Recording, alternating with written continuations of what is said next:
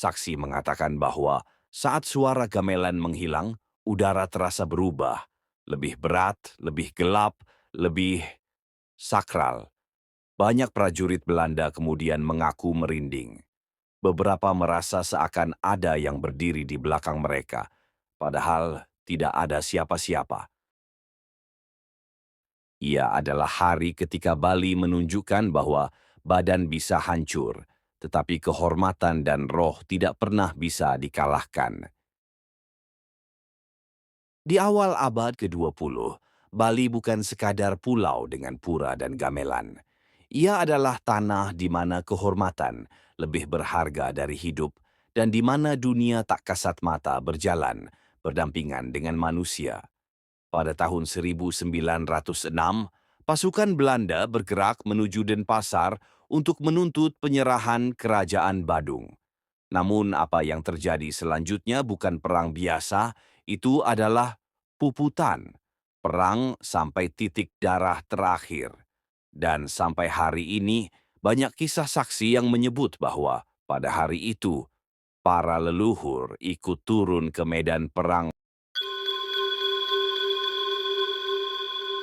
Pahlawan berpakaian putih. Pagi itu, matahari baru terbit saat gamelan terdengar lembut dari dalam puri. Bukan musik perang, bukan tanda panik, tapi tabuh suci. Seolah para pejuang sedang mengantar diri mereka menuju dunia lain. Warga melihat pemandangan yang tak mungkin dilupakan. Barisan panjang rakyat, laki-laki perempuan, tua muda, semuanya mengenakan pakaian adat putih, berjalan tenang menuju pasukan Belanda yang bersenjata lengkap. Mereka membawa keris, tombak, dan dupa. Tidak ada satupun yang menunjukkan rasa takut. Beberapa saksi Belanda bahkan mencatat, mereka berjalan seperti para roh suci, seakan sudah tahu mereka akan mati dan mereka menerimanya. Aura yang turun dari langit. Saat barisan puputan mendekat, sesuatu terjadi yang tidak dapat dijelaskan.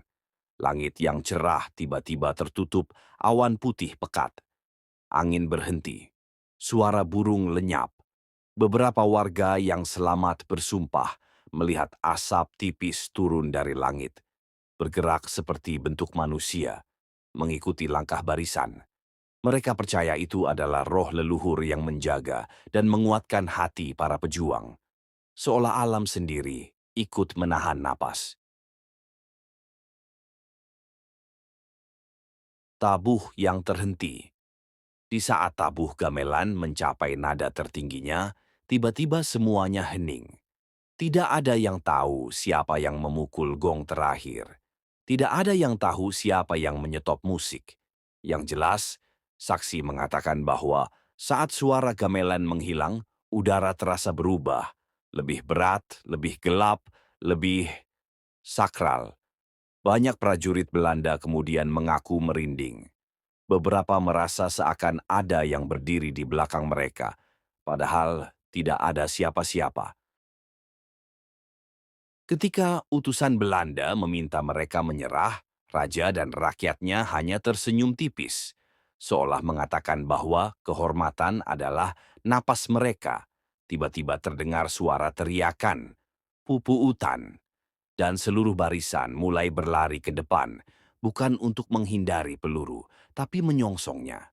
Belanda panik, tembakan dilepaskan. Namun yang terjadi membuat banyak tentara gemetar. Sebagian besar pejuang tetap berjalan maju, meski tubuh mereka mulai roboh. Di antara kabut asap peluru, beberapa saksi mengatakan mereka melihat sosok-sosok putih berjalan di barisan belakang, tidak tersentuh peluru, seperti bayangan manusia dari dunia lain. Dalam kekacauan itu muncul kisah mistis yang sampai hari ini masih dipercaya. Konon ada beberapa prajurit yang tidak langsung roboh meski terkena peluru.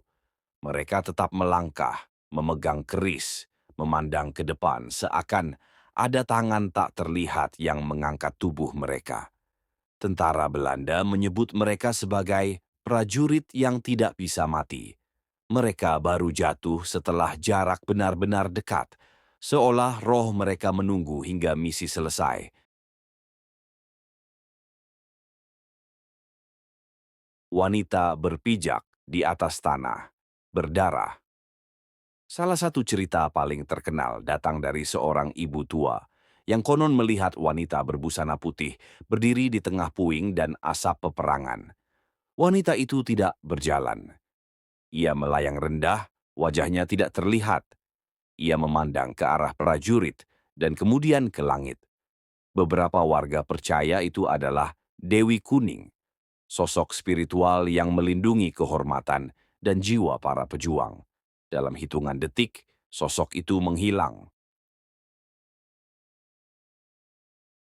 Setelah puputan, ketika perang berhenti dan ribuan tubuh tergeletak di tanah, suasana menjadi tak wajar. Tidak ada suara angin, tidak ada suara burung, bahkan tidak ada suara tangis. Belanda yang menutup mata korban mengatakan mereka merasa seperti diikuti.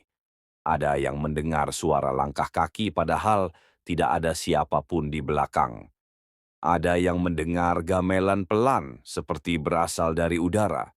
Warga yang datang kemudian bersumpah melihat asap putih tipis melayang dari tubuh-tubuh yang gugur menuju arah matahari tenggelam.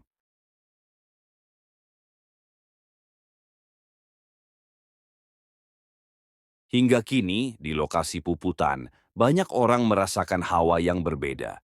Beberapa malam, terutama saat bulan purnama, warga mengaku mendengar denting gamelan dari arah lapangan puputan, padahal tidak ada upacara apapun. Penjaga malam pernah melihat bayangan putih berjalan perlahan di antara pepohonan, kemudian hilang seolah ditelan angin. Puputan bukan sekadar perang. Ia adalah pertemuan antara keberanian manusia dan kehadiran spiritual leluhur. Ia adalah hari ketika Bali menunjukkan bahwa badan bisa hancur, tetapi kehormatan dan roh tidak pernah bisa dikalahkan.